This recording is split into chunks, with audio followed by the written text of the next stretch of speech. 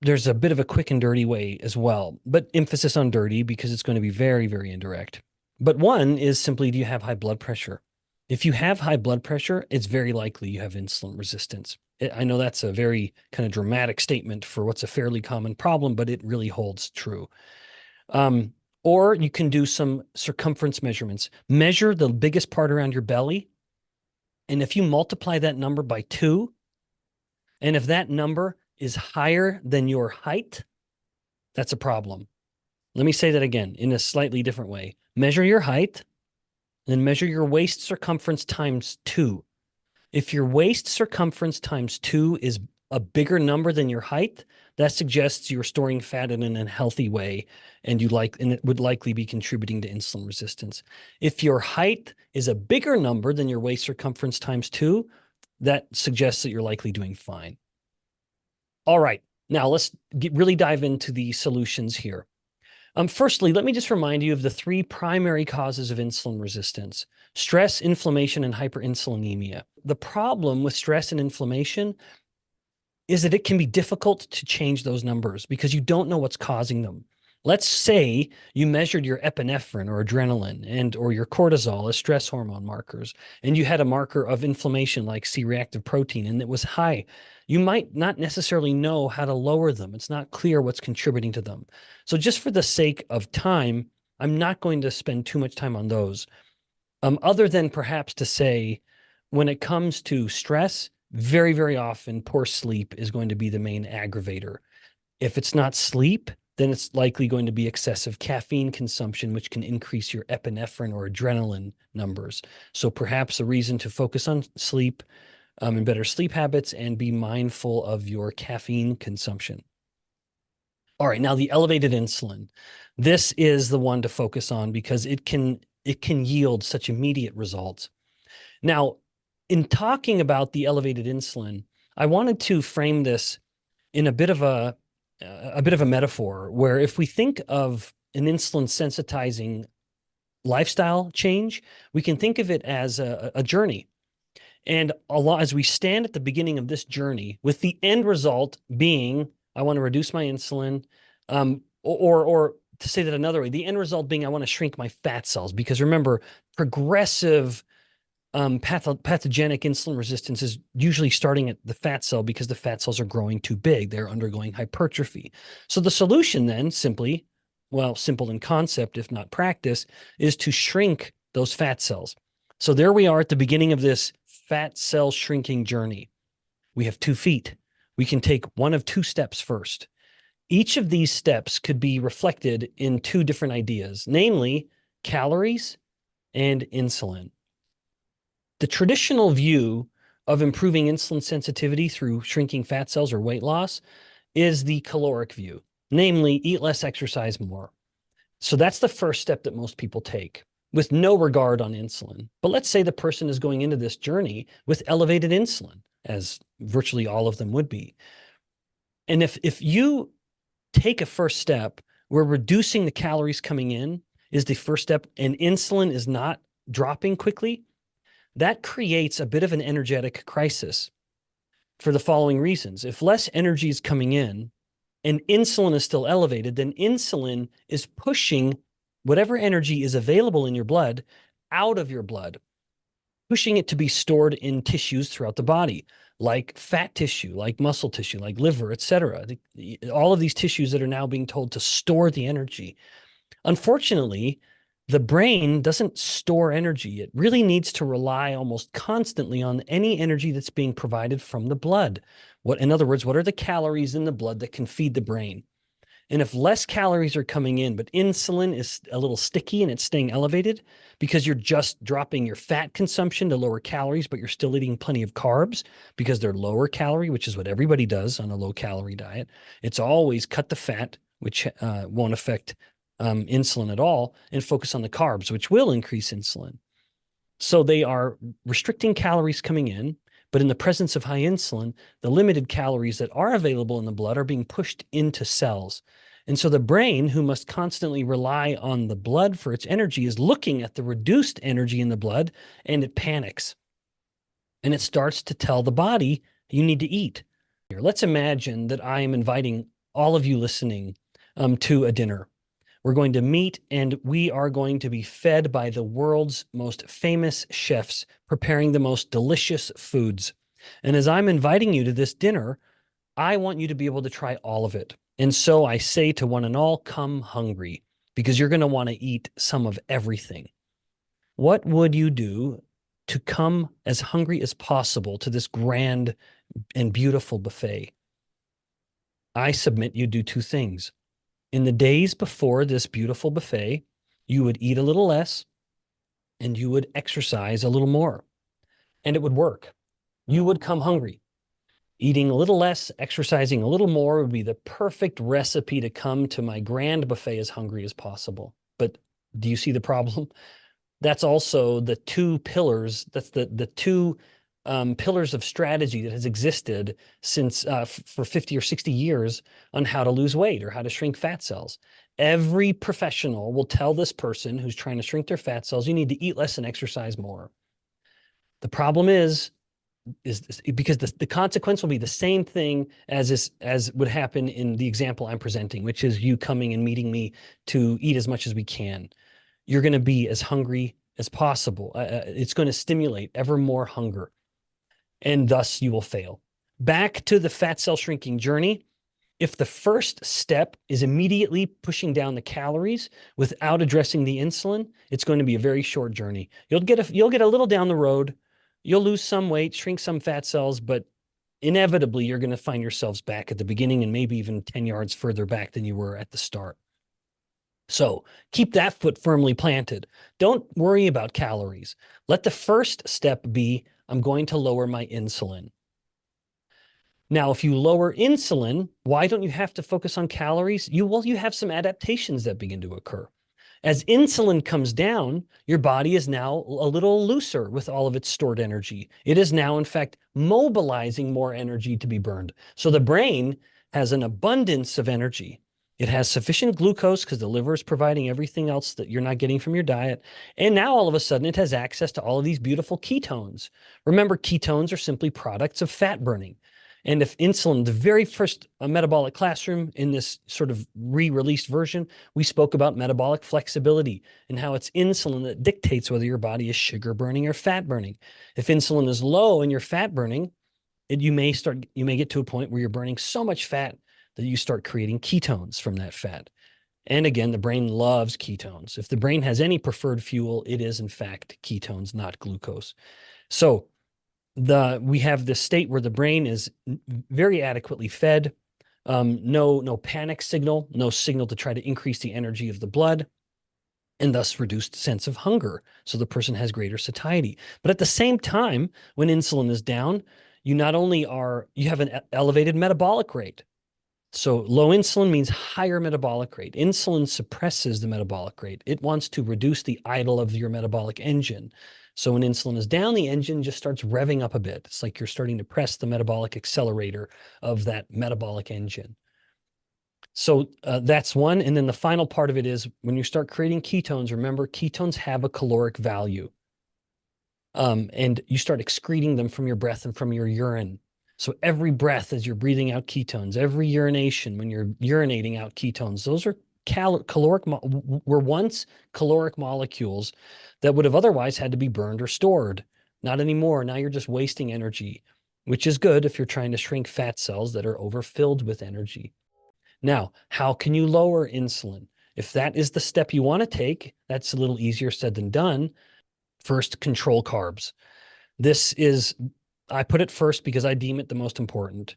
You want to make sure whatever carbs you're getting, that you're focusing on sources that are not coming from bags and boxes with barcodes. Whole fruits and vegetables, eat them, don't drink them, are generally going to all be good. There's different levels we could go with different depths and defining that a little more clearly depending on the beginning, but just at its simplest form, just control carbs. Next, prioritize protein. Make sure you're getting abundant, high quality, which means preferably animal source protein every day. Third, don't fear fat. In particular, don't fear the fat that comes with the protein. In nature, there is no exception to this. Every protein comes with fat. Don't be afraid of it. I understand we have a fat phobic culture now. You need to reject it. Fat is not only essential, we need it. There are some fats that are necessary for human survival, but they also have no effect on blood sugar or blood insulin. So it's a nice, nourishing option. You have to get over the fear of fat, especially the fat that comes with protein. So those are the 3 steps: control carbs, prioritize protein, don't fear fat. That will really help you lower insulin. So that is that insulin step that really moves you down the journey very, very far. Indeed, that step alone, only focusing on lowering insulin, never worrying about calories, may be sufficient for anyone listening to shrink their fat cells as much as they need to and as much as they want to. In some people, they may plateau a little earlier than they'd like by focusing only on the insulin. They'll get some benefit, indeed maybe a lot, but they know they got a little further to go. Now you are ready to take that other step, that other foot that's been so firmly planted, and you just had one really big step that got you farther down the road with the insulin lowering. Now you can take that next step, which is addressing the energy explicitly. Usually the energy corrects itself for reasons I mentioned earlier, that when insulin's low, your body is using its own stored energy. All of those energy bars, if you will, that you've had stashed away in your fat cells are finally being opened up to be used, which is what they're there for. So sometimes people will begin restricting they'll have greater satiety and start eating less just on their own without even doing it deliberately. Indeed, that is what usually happens. But if you need to, now you can explicitly address the energy part of it, but don't do so by counting calories. Do so rather by structured fasting. So that's that 4th part of the 3 parts I gave earlier. The 4th could be frequently fasting, and that can take any form. We'll have more discussion in the future about specific versions of fasts, but suffice it to say, a period of structured fasting and then eating can be a very, very good way to overall restrict energy in a healthy way.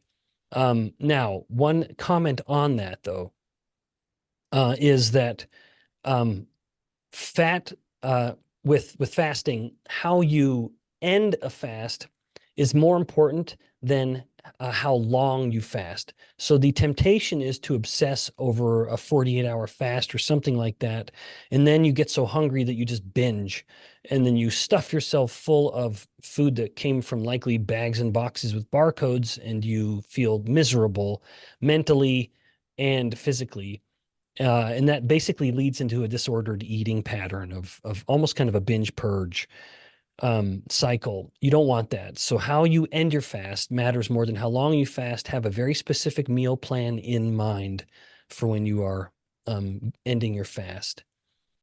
Now, let's talk a little bit about exercise to kind of wrap it up. Exercise is very important at improving insulin sensitivity. One primary reason for this is it really lowers insulin.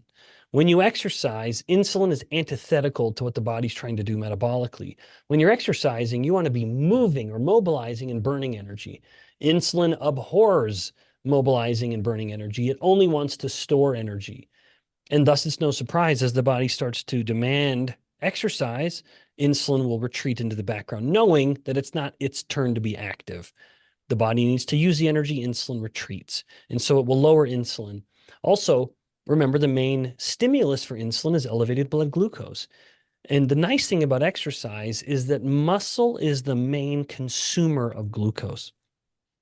So muscle is, in other words, the most hungry tissue, that up to 80% of the clearance of glucose from the blood after a meal is glucose that's going into the muscle. So the muscle eats the lion's share of glucose from the blood.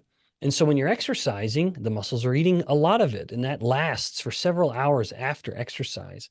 And then if you happen to be engaging beyond the acute benefit over a day or so of improving insulin sensitivity with exercise, if you are increasing your muscle mass, now at any given moment, you have more of these mouths to feed, and the muscle will greedily pull in and use glucose every time you're moving them. And the nice thing is, when you move the muscle, it doesn't need to rely on insulin to eat the glucose. In a rested state, if you're sitting down now, any glucose that would be going into your muscles would be doing so because insulin comes and knocks on the door, most especially if you're listening to this in a postprandial state or a state after you just ate. Then insulin goes up, it then knocks on the door of the muscle cells in particular, and a few others, and opens those doors to allow the glucose to come in. When you're exercising, remember, insulin cannot tolerate that. It can't be elevated. But the muscle is so hungry that it has an insulin independent mechanism. In other words, it can open those glucose doors without needing to wait for insulin to come and knock. There is, if you will, a back door.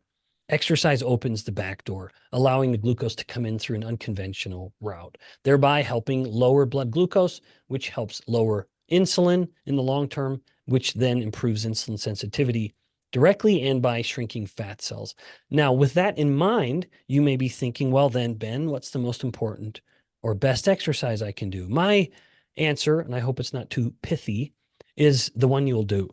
Whatever you can do to just get out and be mobile, that's what you should stick with. Now, if you have options and sufficient motivation, my strong recommendation is resistance training over endurance training. Endurance training is not going to do too much to help maintain muscle mass. Indeed, it may start to work against you maintaining muscle mass. You want resistance training as much as you can. Anything you can do to fatigue your muscles, even something as simple as push-ups and chair squats until you start to feel a little bit of burn, and do that just a few times a day, is going to be, depending on where you're at, is going to be a stimulus to help you increase your muscle mass. And remember, more muscle means greater insulin sensitivity, usually. Can a young, active person develop insulin resistance? And then she continues, could they develop insulin resistance and have the numerous health consequences, including insulin resistance in the muscle, and limit their energy storage and release? That would be unlikely. If a young, active person is generally going to be insulin sensitive. Now, let me clarify.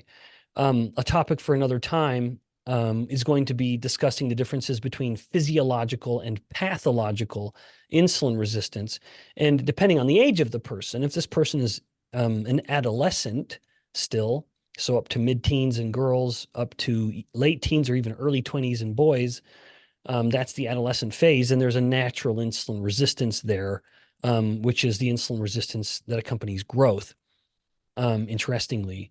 But no, if a person is young and active in their healthy body weight, they're not going to have insulin resistance in a pathological sense. But let's just go a little further, because the question addresses very specifically the muscle. If you did have a person whose muscle was insulin resistant, they would have a potential problem with energy storage, particularly they may have a problem with glycogen. The muscle is very greedy, and it will store its own glucose and its own fat. Both of that is dependent on insulin. Mind you, it stores those nutrients to burn them. It doesn't share them with the body. If these energy depots are in the muscle, they're going to stay in the muscle and feed only the muscle. If the muscle becomes insulin resistant, its ability, particularly to make glycogen, could absolutely become compromised. And if muscle glycogen is down, that could limit intensity. Interestingly, a study from a couple years ago found that even very staunch ketogenic adherents that are trained athletes, they have as normal muscle glycogen as a non-ketogenic athlete, as a conventional high-carb athlete. That's how greedy the muscle is. That even if you're not eating carbs, it's still going to pull in all the glucose it needs to from the blood, which came from the liver in this case, and have its own storage of glycogen. If someone is active and eats poorly, but a normal BMI, could they still be living with all the issues? Yeah, with all the metabolic problems and the plagues of prosperity. It depends on how active they are, but in general, and they have a normal BMI, in general, diet is going to dictate disease state. That exercise can only make up for so much. Now, age can also make up for a fair amount, but I have seen it now multiple times that even in people who are normal weight, and this becomes particularly problematic across various ethnicities, like, for example, Hispanic and Asian ethnicities who can be very normal weight but have fatty liver disease or elevated visceral adipose tissue. But even in Caucasians and Blacks who are a little more healthy with their fat storage, I've seen it now too many times where someone is generally lean, but they're just not storing their weight in a healthy way, either through adipocyte hypertrophy or through liver fattening. They begin to experience metabolic disruption. So exercise can only make up for so much. Diet dictates disease state. What if a person is on a statin? Does that make the triglyceride to HDL ratio a little less reliable, or is it still informative? It is still informative because statins don't really influence those. Statins certainly don't influence triglycerides, and they have a very modest effect on HDL. So, I have pretty strong feelings about statins, and I'm not really an advocate, but we'll talk more about that next month. Lindsay shares an anecdote. Her standard American diet patients all have high adipose IR scores, and low carb fasting patients have normal scores. I assume this leads one to believe it is quick to reverse adipose IR with diet. It is indeed. Yep. This is why I focus on insulin so much rather than stress and inflammation, because you can move that lever. I've used this analogy before, but it's like these levers on the wall that contribute to insulin resistance, and stress and inflammation are really slippery. You just can't really get a good grip on them. Insulin, you can grip it and pull it down. You just change your diet. All right, from Tony. I swim, but have tried doing it fasted. The last 2 times I've come out of the pool, it's as if I'm drunk. I'm unable to walk straight. That's not good, Tony. Now, it could be that it may be a low blood sugar phenomenon, but I would suspect that's a little unlikely. Usually if people fast, what they may have found is that their blood pressure has dropped. So now I'm not, of course, giving any kind of medical advice, but one recommendation could be to try drinking a little more and load it with electrolytes. That might be an option that you could use in order to see if you feel a little better. Typically that lightheadedness, it could be low glucose, but that's not too common. Especially for swimming, unless you're really sprinting swimming. I suspect you may have a better benefit by focusing on the water and electrolytes.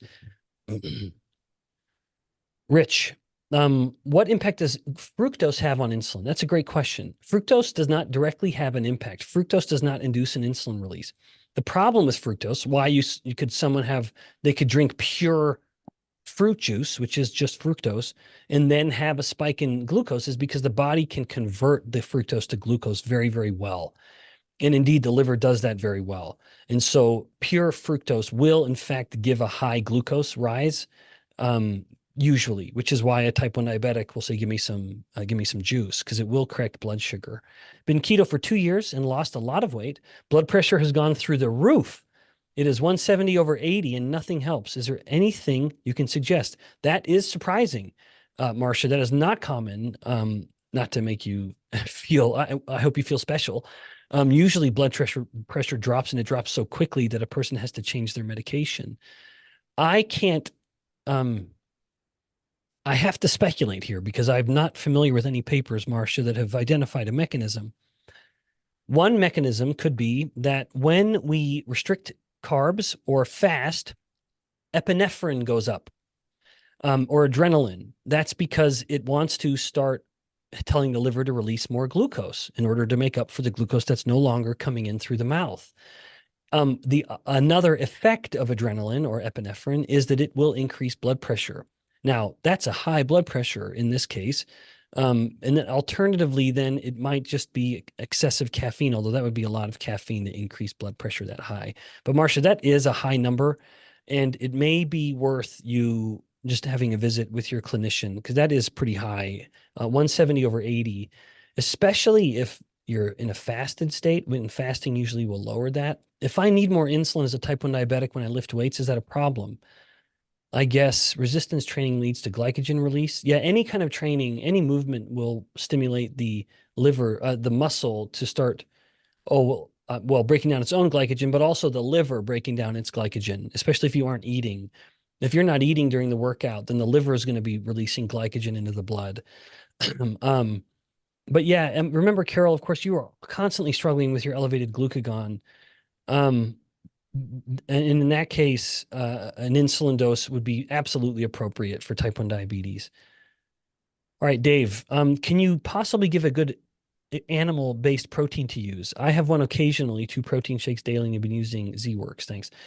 Yeah, I mean, there are some good options. Indeed, Health Code Complete Meal is a good option, although that's more of a full meal replacement than just protein.